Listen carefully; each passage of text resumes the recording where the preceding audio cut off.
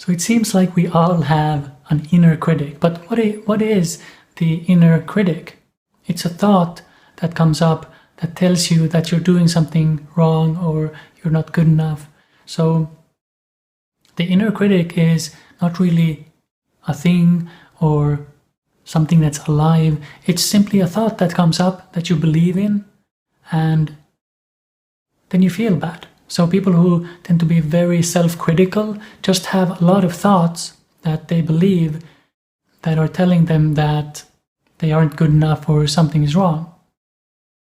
So how do you deal with the inner critic?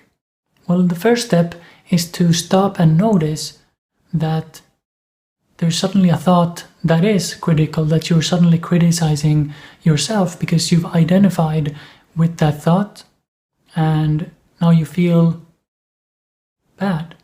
So if a thought comes up and tells me, this isn't a good video, you're saying the wrong words, and I identify with that, then I'm going to feel the effects of that thought. So the first step would be to stop and notice, okay, I've identified with this thought, there's a thought coming up, maybe there's more thoughts. Just becoming aware of the process starts dissolving it, you could say. And then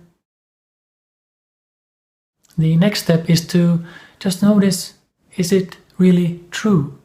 And what I mean by this is that when I'm writing an article, let's say, and I'm telling myself, okay, this isn't good enough, then how do I know it isn't good enough? Because I don't know unless I do my best, I write it, and I put it out there. I mean, even then, some people may not like my article, but most people seem to enjoy when I share my story. So the inner critic, let's just use this label for all the thoughts that are critical. The inner critic thinks or comes off as kind of a know-it-all because it thinks what other people will think about what you're doing. Now, there are many, we can dive deeper into this and look at how the inner critic was born. Maybe you had a parent or friends or someone who was critical of you that was an authority figure. And then you kind of hear their voice and you feel bad. And you've adopted the inner critic to try to make yourself better. So it is truly, at least for me, what helps is to notice if the inner critic is right or not, because the more I challenge it and I see what happens, the less of a grip it has on me because I'm aware of it.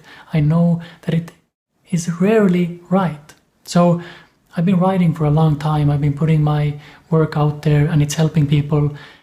But in the beginning, I was a lot more doubtful and the inner critic would make an appearance and tell me this isn't good enough.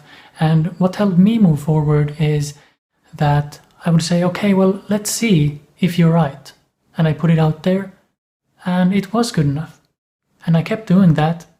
And now I've been doing it for many years, so that when the inner critic comes, when there's a thought that comes in, I don't really pay much attention to it because I know that my inner critic is more like someone who doesn't know what's going on, can't predict what other people will think. So all I do then is notice what resonates with me, and I do the best I can with what I have. So I guess I kind of jumped into the third step, because the third step is to take a tiny step. So first you stop and you notice, okay, I'm having critical thoughts. You don't try to change those thoughts or do anything with them. And then you notice, okay, is this true? How will I test this? Can I test this? And then in the third step, you challenge your inner critic. Or you can see it as an experiment, because you tell yourself, okay, well, let's see if this is true and if this isn't good enough. Because you do your best and then you put it out there if you're writing an article or whatever you're doing. And so you test your thoughts and you challenge your thoughts, because your mind isn't all-knowing, even though it may seem like that, or it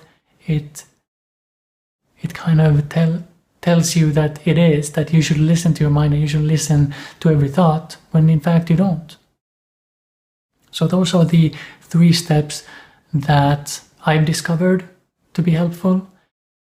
So it's really about seeing what the inner critic really is. It's a thought that's critical, and that thought may have no basis in reality. It doesn't mean that you won't be uncomfortable. You may feel discomfort. You may have to push a bit.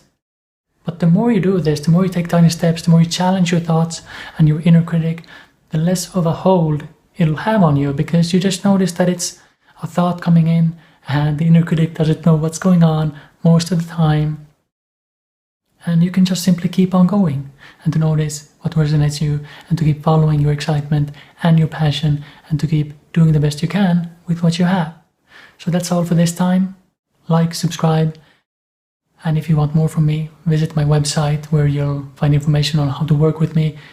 You'll find my articles, my newsletter, and other secret goodies.